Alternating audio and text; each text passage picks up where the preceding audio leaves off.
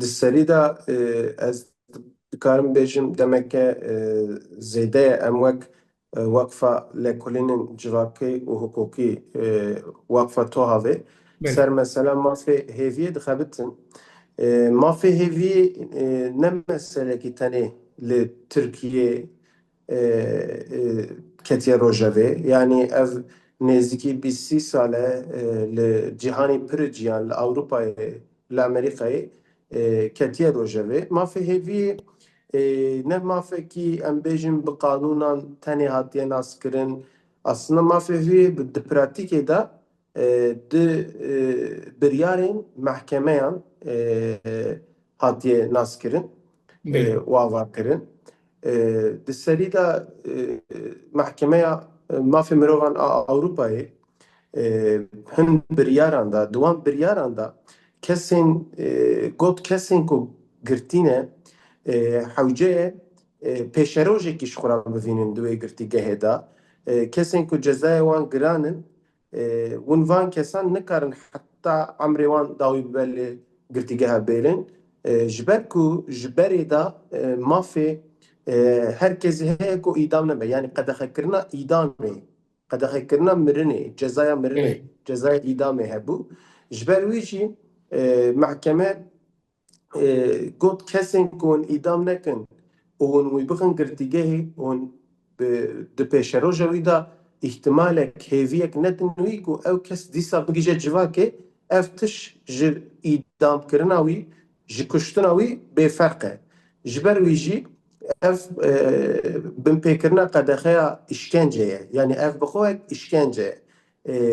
Mehkemeya Ewropayê yani biryara xwe da got mafê hêviyê ku neyê naskirin bo girtiyekî ev îşkenceye bixwe û peymannameya mafê mirovan a Ewropayê jî bin pê dike. Bi vîya wey biryar da pekî Belki. ev mafê hêviyê ji bo kesên çawa tê rojevê kesên ku heta mirinê di girtîgehê de ne. Yani di Tirkiyeyê ağırlaştırılmış müebbet hapis cezası, di Kurdî de em dikarin bêjin cezaya müebbeta giran Belki. bi Tirkiyê. Li dinyayê jî ev mijar hate rojevê û li gor wê mijarê li Almanyayê, li İtalyayê, li hin cihên din jî Ewropayê qanûnên nû hatin çêkirin, yasayên nû hatin çêkirin. û alternatîfên vê tiştî hatin avakirin û mafê hêviyê hatin nasîn. Yani Mehkeme Ewropayê tenê ne ji bo Tirkiyê van biryara da lê tenê Tirkiye niha di Konseya Ewropayê da vê mijarê da biryarekî an qanûnekî dernexistiye. Em dikarin Başı. wisa bêjin belê, İş buna yani 12 sal beri dakika mafim rovan biryarek da. belê, Li heta niha Türkiye gav navêtiye. 2 sal berê dîsa 2024 de jî Konseya Ewropayê dema kula du kom bû salek da. Dîsa 2025 de neh mehêdinê dirêj kir û 20 rojê dinê heziran ma wextê ku ji bona Tirkiye tîve qetandin dîsa tije dibe. Lê xuyayê ku heta niha belê. gelek natiye avêtin. Vê helwesta Türkiye hemberî Konseya Ewropa ya hemberî dadgah mafî mirovan çawa dibînin. Yani ne Belê, berpirskarê ku wê biryarê pêk bîne. belê. Yani rastî peymana ku dewleta Tirkiye ji di nav de ye û di nav Konseya Ewropayê de ye ew peyman bi xwe yani hewce dike ku Tirkiye ev biryar bîne cî. Belê. Mijarên din de Tirkiye yani biryarên ahîmê, biryarên Mehkema Ewropayê aslında bicîtîne yani sedî heştê zêdetir jî bicîtîne. Lê di vê mijarê de û çend kesên din jî weka ku hûn jî zanin tenê ne Birêz Öcalan jî çend kesên din jî biryar li ser wan mafê hêviyê li mijarê mafê hêviyê de biryar heye. Ev biryar nayên cî, ev çima nayên cî? Yani aslında ev îro Konseya Ewropayê li gor peymanê hewce ji xwe vî tiştî bişopîne û Belê. biryarên têsîrkirî, biryarên ku zorê bide Tirkiye ku van mijara da gava bavêje û qanûna çêke وقد قانونا تشينك جا حوجه جبر وان برياران حوجه ما في هفيه بده وان كسين كود بريارة درباست بن يعني نهاش خو افتش عالی حقوقی ده لازمه لی ایرو کنسه اروپا جی وکا لجهان وکا هر سازی چخص یاجع محکمه اروپا جی چخص حقوقی بجی او قاضی سیاسیه بله جبر چند سالن اف 10 سالن درباس بو لجهان جی و لترکیه جی روشرات ناوین جی راستی دمک گرینگ درباس و دناوی روژه داجی Konseya Avrupa'yı nafaze nakokiye kamezin bixwe nav xwe Türkiye yani ev vî tiştî wisa dibînin ama lakin ev tiştî bixwe yani nakokiye dixe hebûna armanca hebûna konseyê û ahîmê yani خالد mahkemê ji كم ber نعمل ku كوكي belê yani ev nakokiya kamezin ji ber ku ji xwe ev mahkeme û ev konsey zorê bide dewletan û biryarên hukukî bi cî bîne yani bo vê biryara bigre şo armanca hebûna wî vê tiştê lê wek tenê wek saziyeke siyasî tev digere û li gor wê jî biryara navêje yani ku biryarên baş bistînin ku gava bavêjin û li Tirkiye çend bêjim aliyê hukukî de aliyê ekonomîk de biryaran bistînin belkî Tirkiye bi cî anîne heta îro lê ji xwe niha pêvajiyeka din heye yani ji xeynî pêvajiya konseyê îro li Tirkiye jî pêvajiyekî dimeşe بله ev meselekî wek ev mesele jî wek meselekî dûr da em dibînin tê rojevê lê ev vî tiştî wek hukuknas rast navînin yani ev vî tiştî wek sazî jî wek tuhafê jî rast navînin ji ber ku ev mesele tenê ne mesela Brêzo Celal ev mesele بله mesela hemû girtiyên mêbeta giranin ev شواتي mesele قوتن tenê ne mesela Kurdan jî ev بله mesele bo hemî girtiye ji ber ku ev hatiyen di biryarê de hatiyen asîn ku ev işkenceye bixwe yani ne tenê ji bo Kurda filan jî ji bo hemî girtiyan gere ev maf bê nasîn خویای کو ترکیه تی گوتن کو نزی 4000 گرتین سیاسی بگرنگی و جما فی هویه سود بگرن هنه بس علی حقوقی استنگین حقوقی چنه استنگین سیاسی چنه یا جی ev استنگی هنم تونن علی حقوقی و siyasi de.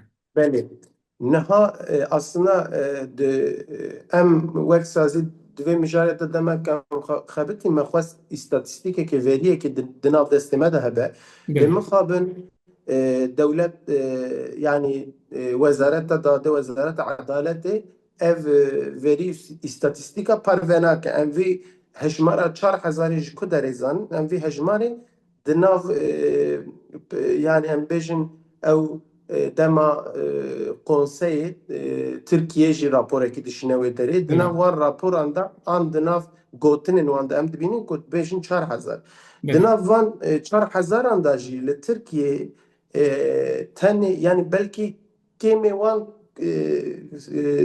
girtiyên siyasiyên Kurdan e yani zêdetir di nav van kesan da kesên piştî 2015-16 li Tirkiye ji aliyê dewletê kesên ji dosyayên FETÖ'yê بله yani ji cemaeta Fethullah Gülen hatine girtin ew jî pirind di nav van hejmaran da em wisa difikirin belkî ji vî tiştî jî belkî dereng ketibe ev mesele بله astengiyên hukukî aslında astengiyeke hukukî tune yani biryar li rastê ne û lê ev mesele ne ew e ku tenê bi xalekî bi maddeyekî tenê bixin qanûnekî û derbas bikin ji ber ku ev mesele meseleyeke hemî pergala înfazê diguherîne yani بله îro ku mafê hêviyê li Tirkiye bê nasîn wê hemî pergala înfazê cezayê ji vî tiştî tesîr bigire ji ber wî jî hewce ji xwe yasayeka amadehiyeka baş bê çêkirin yani باشه mesela em bêjin em mafê hêviyê nas dikin ev ne bese astengiyên siyasî jî weke ku min behs kir yani tenê ne girtiyên Kurdan e yani divê mijarê de girtî pirin em bêjin ev jî astengiyeka siyasî ye li ber devletê û astengiyeka siyasî a din jî ew e ku ev mesele hatiye meseleka لسر پیواژی تین روژاوی یعنی اف نه مسئله تنی و پیواژی بو یعنی اف بریار 10 سال زیاده تر هیه و دولت حوشه بجیبینه یعنی باشه نه دیگر دادگاه مافیا مروان کنسای اروپا و اروپا چه قصی وی که شوپینه یعنی کود شوپینه چما زیاده نخمریته نخواهی که ترکیه تخمریته بله yani rastî mesela ev mesele jî ez wek hukuk nas dikarim bêjim yani ev jî meseleke wisa ku meriv dikare serê yani tenê nikare fikrekî tenê bêje yani herkes cuda cuda difikire. Fikra min wek hukuknasekî ew e ku dinya demeka zêde zêde bê hukukî derbas dibe. û ev 10 salên borî jî wisa bû weka ku ez dîsa dubare dikim vê tiştî lê Konseya Avrupayê hem li meseleyan şerê li cîhanê derketiye hem meseleyan koçberên Sûrî hem meseleyan koçberên niha Afganistan û Pakistan û Îranê ji ber hemî van tişta di Tirkiyê de tekiliyên xwe siyasî xurt dike an peymanan di nav xwe de ê em zanin an nizanin îmze dikin. Ji ber wê jî ev mesele hemî vî tiştî etkiyekî de vî tiştî û bi rastî jî ew tiş nayşopandin. Yani asıl mesele ew qas vekiriye çünkü mesele din da Tirkiye ji xwe van biryara bicîtîne ama wek di nav vî tişt de mutabaqatekî di nav Konsey û di nav Tirkiye'de sanki heye yani. Bi min ez wisa difikirim ji ber ku her gav sê çar meh pênc meh paş ve dikişînin û wisa derbas dibe yani 12 sal nekeme yani. Böyle. Şu zaten bir projede yediyse gerek bir yer dahi gerek servi gotine ki beji. Başı Bele. vaki hukuknas vaki parazman muafiyem mirovan o vakfa lekolin hukuki ucvaki. Bele.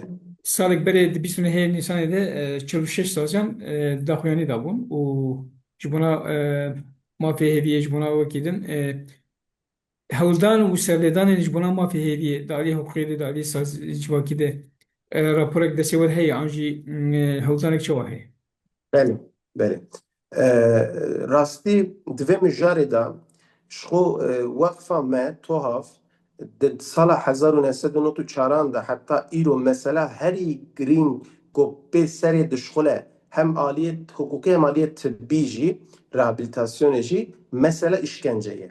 Bele. Mesela tadeye ev işkence jî ev mijar jî di nav wan mijarên işkence mijareke sereke o herî giring e. Ji ber wî jî mesela mafê hêviyê me pirî caran di nav civakê de di nav saziyên sivîl da pêşengtiya vî tiştî kir. Beriya salekî jî me dîsa bi 46 saziyan weka ku wego me kir di nav van da odeyên karan, karûbaran çend baro û ji xênî wî saziyên doktora, saziyên mühendîsa, saziyên parêzera yani ev belkî di dîroka Tirkiye'de cara yekem li ser mafê hêviye ew qa mutabaqatekî ji aliyê saziya ve hatiye çêkirin. Çêbû. Lê gere em tef yani gelê Kurd jî û hemî gelên Tirkiye jî bizanibin ku ev meseleya mafê hêviyê mesele işkence ye. Bele. Ji ber wî 46 sazî hatin. Yani ev sazî ji bo li dijî işkenceyê sekinîn hatin îmzadan vî tiştî. Ji ber wî jî ev mesele tenê ne mesela vê pêvajoyê ye. Yani hebe jî tune jî gere bênasîn ev tişt me wek toha vê piştî wê me wê demê 46 sazî ji em bêjin rojnamevana re li wê derê hin tişta eşkere kirbû. Piştî wê me raporekî amade kir. Ev rapor hem Tirkî hem Kurdî hem jî İngilîzî me amade kir. Yani hevalê me yên hukuknas serê rastî pir sekinîn. Bi me jî raporeke baş e û kesê ku bixwîne mesela mafê hêviyê baş îdî dibîne ku aliyên tibbî, aliyên psikolojîk, aliyên civakî çiye çinîn aliyê hukukî çiye baş tê femkirin û aliyê di dinyayê de cîhanê de çawa dixewime baş tê femkirin. Ew rapor a Tirkiyê hate belavkirin di sîteya me da jî hate belavkirin. بله A Kurdî û İngilîzî jî hîvan roja wê bê belavkirin. Ew jî nû amade bû. Em dikarim wisa behs bikim yani. ev hevzdanê we çi qas encamê digirin yani li gorî Belê, Tirkiye ku di malpera de hatine parvekirin jî belê. Ez çenema du dikarim salan de belkî nêzî 10 caran sazî rêxistin kes û heyetan serî Wezareta Dadê danî ku hevdîtinan bikin lê ev belê. neman jî heta niha erênî nehatin bersivandin. Yani em wek sazî em çûn meclîsê jî bi rastî me hin partiyan ra jî me xwest em hevdîtina bikin. Me hinekara kir, hinekara nekir. Lê em dibînin li Tirkiyeyê ne tenê vê mijarê da wek hukuknasekî dîsa dibêjim di hemî mijaran da çandeka hukukê tune ji xwe. Yani hukuk tenê bi mijarên ya jî wê demê çi bin ez bêjim hewaya siyasî wê demê çawa be wê tê bi wî tê femkirin û bi wî tê avakirin. Erê rastiya hukukê jî bi wî awayê heye lê li Tirkiyê tevahî wisa ye. Em Belki. çûn em van partiya ra jî û di nav hin saziya ra jî dema em dibînin kesên berpirsiyarin li mafê hêviyê bi wî awayê lê dinêrin tenê ev mesela pêvajoye yani mesela işkence ne hişê kesî de ye û ne mesela kesî ye yani tenê weka ku em bidin û bistînin lê ev tişt ne wisa ye yani me vî tiştî dî em hinek jî berxwe ketin yani me got xwezila yani ev rapor xwendibûna û bibînin ku ev mesele ne tenê mesela Tirkiye li Tirkiye jî tenê ne mesela Kurda ye û gere bênasîn yani ev semboleka medeniyetê ye yani. Baş. Mafê hêviyê semboleka medeniyetê ye yani. باشه وەکی پرسە داوی ji bona ku mafê hêviyê pêk bê û ev îşkence bi dayî bibe banga te ji parêzvanên mafê mirovan ji saziyên eleqedar çi ye? Belê, belê yani rastî çi hewce ye yani ev mesela mafê hêviyê baş nayê zanîn ji aliyê gel ji aliyê hemî gelên Tirkiye ji aliyê carna parêzvanan carna parêzvanên mafê mirovan aktivîstan carna saziyên mafê mirovan saziyên din jî naynasîn gere em vî tiştî bila rapora me bixwînin û bila rapora me pêştir jî bixin raporên din amade bikin û bila bi me re hevkarî bikin saziyên ku li dijî îşkencê ne bi wan re hevkarî bikin û ji hemî kesaran bidin femkirin ku ev mesele meseleka mirovahiyê ye meseleka li dijî îşkencê ye meseleka ew e ku di nav şert û mercên çi qas giran be jî gere bê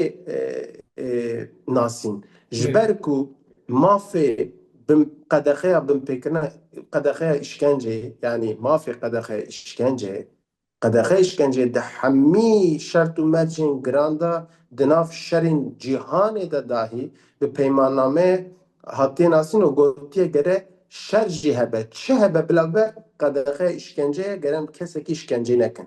Yani mafê din dikarin barin binpêkirin di nav şert û mercên giran da lê qedexe işkencê nikarin. Ji ber wî jî ji ber ku mafê hêviyê jî ney nasîn ev işkenceye gere ew işkence ber bi çavê me be berçav be û em wî berçav bikin û em bidin nasin û femkirin. Yani ez vî tiştî ji hemû kesan dixwazim hêviya me jî ew e yani. Belê em gelek spas dikim ev rengîn Spas baş. Yusuf Gürcü zor spas.